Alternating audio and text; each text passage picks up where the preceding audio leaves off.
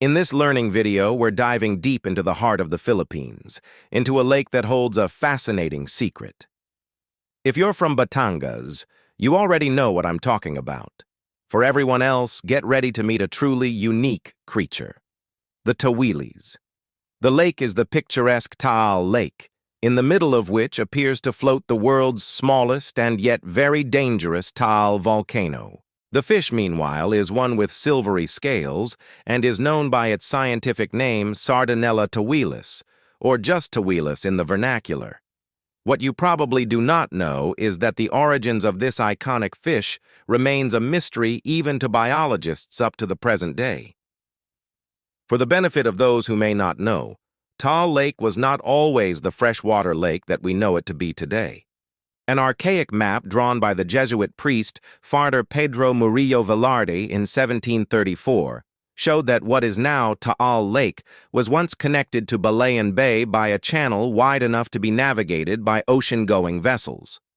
What this meant was that Taal Lake's waters were once marine or salt water, and that the fish species that lived in it were those evolved to live in the salty waters of the open sea. However, prolonged volcanic activity in 1754 spilled unimaginable quantity of tephra or volcanic debris into the channel, closing off Taal Lake's access to Balayan Bay and, over time, transforming it into the freshwater lake we know it to be in the present day.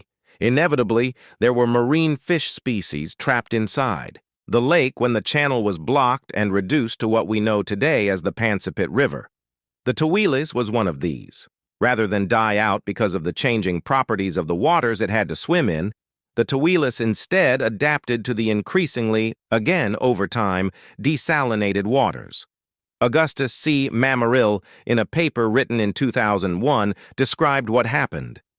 The violent eruption of Taal volcano, located in the middle of the bay in 1754, might have reduced this channel to what is presently the narrow Pansipit River, and in the process trapped founder stocks of biota of marine origin.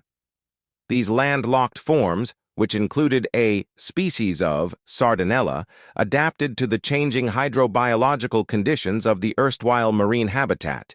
The Tawilis was first described as a new species in 1927 and identified as Herengula tawilis. However, in the 80s, it was redescribed and transferred to the genus Sardinella, or sardines. Mammaril, however, expressed reservations about the Tawilis being a distinct species. At the time his paper was written, it had been a mere 247 years since the stocks of marine sardines were trapped in the lake. Mammaril wrote, "Speciation would have to be unusually rapid in an evolutionary timescale.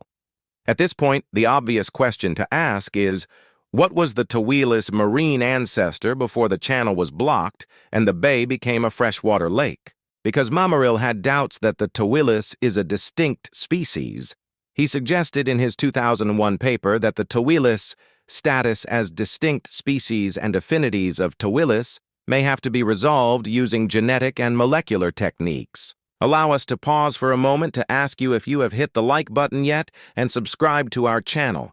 If you haven't done so yet, now is a good time to do so. More than a decade later, and a group of scientists tried to do exactly as Mammaril suggested. In a paper dated January 2013, Demian A. Willett, Kent E. Carpenter, and Mujikiwis D. Santos presented the results of their genetic study of the Sardinella tawilis, particularly in relation to a species of sardines more commonly found off Taiwan and the northern waters of the Philippines.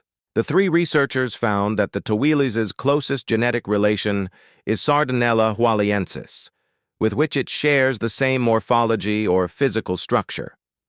The latter is a marine species, which was erstwhile thought of as restricted to Taiwanese and Chinese waters, but has been found to range as far south as the northern waters of the Philippines. Moreover, the researchers are of the opinion that their findings support recognition of S. tawilis as a distinct freshwater species in Taal Lake. However, although they acknowledge that Sardinella tawilis and Sardinella hualiensis are sister species, they also state that each is a species distinct from the other. If at all the Tawilis evolved from the hualiensis, then there are still mysteries to solve. For one, oceanographic currents would have made the Hualiensis southward migration to the south of Luzon unlikely. For another, there had been no reports of either the Tawilis or the Hualiensis being found outside of its known range. Again, assuming that the Tawilis at some time in the past evolved from the Hualiensis, the researchers' genetic findings appear to indicate that the divergence or separation of the species must have occurred in the late Pleistocene.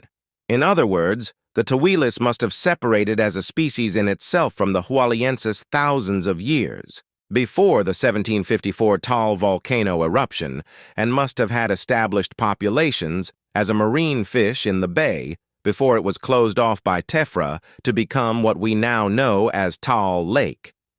As the waters of the lake gradually changed from marine to freshwater, the Tawilis also evolved the necessary physiological mechanisms that allowed it to survive in the changing environment. Unless, as Quilang et al. Speculated in 2011, the Tawilis has a marine ancestor that may still be roaming in the South China Sea waiting to be discovered. Thank you so much for joining us on this deep dive. If you found this story as fascinating as we do, please hit that like button. And don't forget to subscribe for more amazing stories from our natural world. See you in the next video.